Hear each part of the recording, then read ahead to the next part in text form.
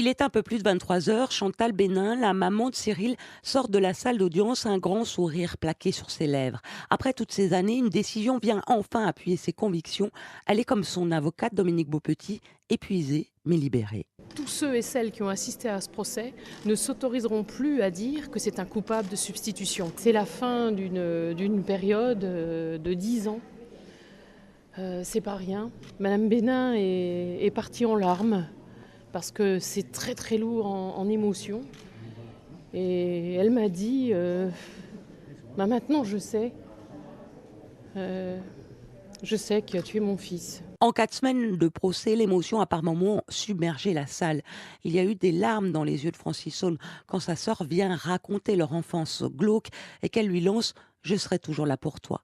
La colère froide de Patrick Dils, interrogé comme un accusé, et puis ce moment émouvant et glaçant où les familles, fatiguées d'entendre en boucle les dénégations de Francis Saulme, racontent un fils, un frère et un océan de questions sans réponse.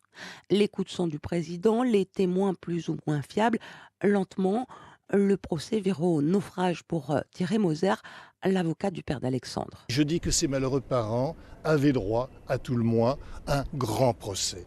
Un procès rempli de dignité, de sérénité. Je ne la vois pas, cette sérénité. J'en suis triste pour les parents. Et effectivement, à cet égard, j'exprime des regrets. Les regrets et les aveux ne viendront pas de Francis Saulme. Par moments, sa carapace se fixe sur la salle, suspendu, croit qu'il va parler, mais rien.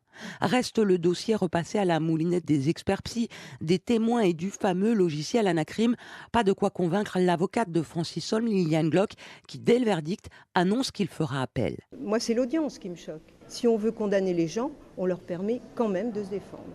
On peut espérer un procès qui soit un vrai procès. Ce verdict est aussi celui qui innocente Patrick Dils, lavant ainsi l'une des plus grandes erreurs judiciaires de ces 30 dernières années.